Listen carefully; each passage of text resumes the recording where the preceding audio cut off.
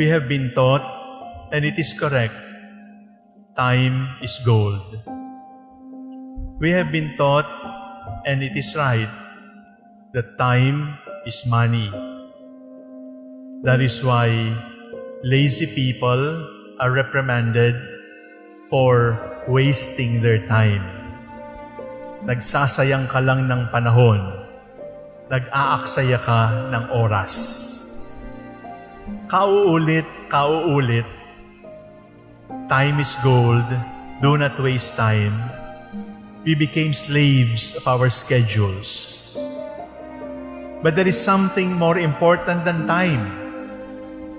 There is something more precious than gold.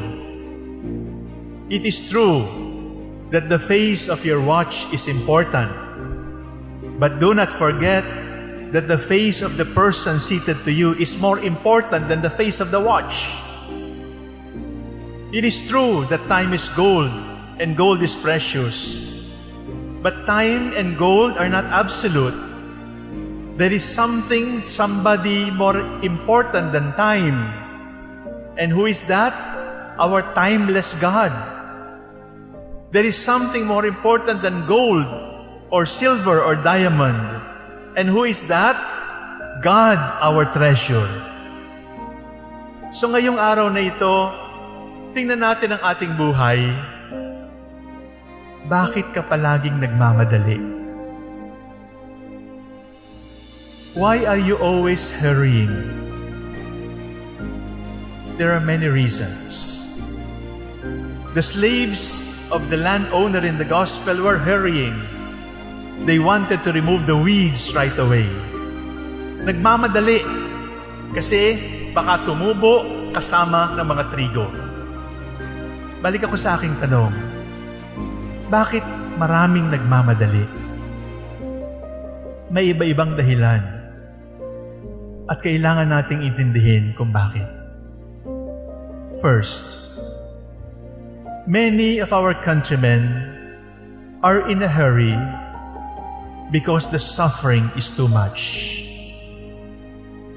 Many of us are in a hurry because we are so concerned about the present, because we are not sure if we will still see tomorrow. We are not sure if the future will still welcome us.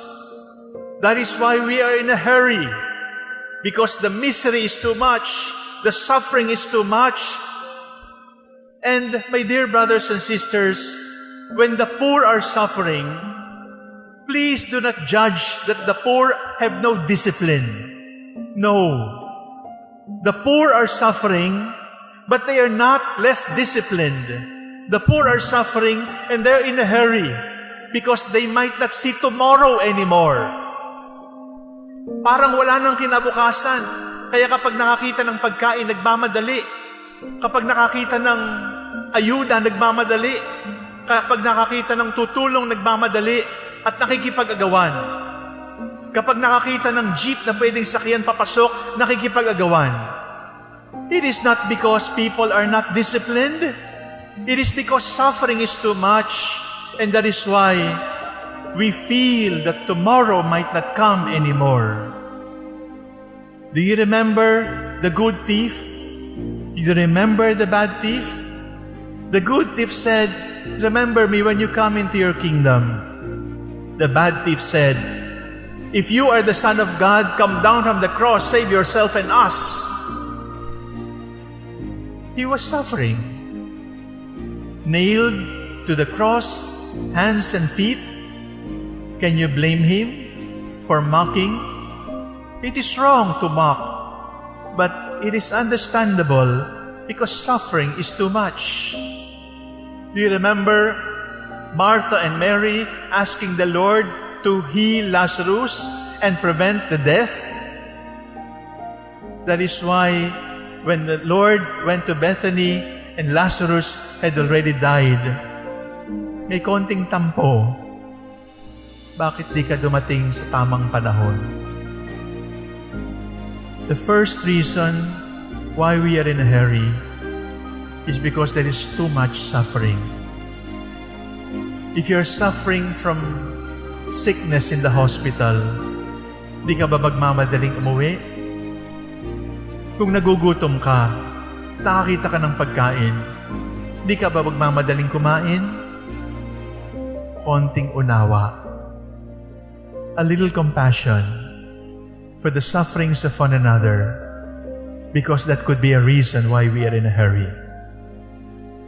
And then you're going to ask me, but some people are not suffering. Why are they in a hurry? Iba yun. Ang pangalawang dahilan kung bakit nagmamadali ay sapagkat hindi ka na mahal. If I am always in a hurry with you, it could be because love is gone or love has diminished. Because love and hurrying up are incompatible. Sapagkat ang isang taong nagmamahal ay marunong maghintay kahit habang panahon. Real love is patient. Real love is kind. Real love waits. Saint Paul says, love is patient. If love is patient, love can wait. If love is absent, we become impatient. That is simple. If we are always in a hurry, if we are always rushing, could it be because love is gone or love is diminished, and that is why we no longer enjoy the presence of the loved one? People who love will enjoy timelessness. People who are in love will not look at the face of the watch, because the face of the beloved is sweeter than the face of our wristwatch. It is more pleasing to look at the face of your loved one than to look at the face of the clock. If the face of the clock has become more attractive than the face of your wife or your husband or your parents or your children, it could be because the clock is now more lovable than your husband, than your wife, than your children, than your parents. The second reason why people are in a hurry is because we are lacking in love. And the third reason why people are in a hurry is we do not believe in God anymore. Do you remember hearing, kapag may kasalanan, ko akong Diyos, sasabihin ko sa mga kidlat, tamaan niyo lahat yan, patayin niyo lahat yan. Do you remember those words? Those are godless words. Because if you believe in God, you will understand that God has always been patient with us. If you believe in God, you would understand that God has always been merciful with us. Don't tell me this is politics. This is scriptures. This is the Word of God. God has been waiting for us. And God does not like instant solutions, because God does not rush us. Yes, time is gold, but God is timeless and He's going to wait. Yes, gold is precious, but love is more precious than gold. And those who cannot understand God, God who is patient, God who waits, will become impatient with God. And some philosophers, some experts say, atheism is not the denial of God. It is not about the denial of the existence of God. Atheism is simply impatience with God. We are impatient with God because we want God to intervene and solve our frustrations and heal all sick people. We want God to solve all our problems, to solve all our hunger. We want God to rush. And when God does not answer us according to our time, we say, hindi totoong Diyos yan. Meron akong sariling Diyos. My dear brothers and sisters, if we can create a God who will answer everything that you ask for, that is not God. You have become God because you are commanding God and telling God what to do. When God does not always answer us, and when God allows us to live in our helplessness, in our weakness, in our frustrations, in our disappointments, when God allows crucifixions to continue, why? It is not because God is purifying us. No! Huwag na huwag niyong sasabihin, nililinis ka lang ng Diyos. Hindi po. Ang ginagawa lamang ng Diyos ay tinuturo sa iyo ang tamang panahon. Because growth can only come from God, and growth cannot be rushed.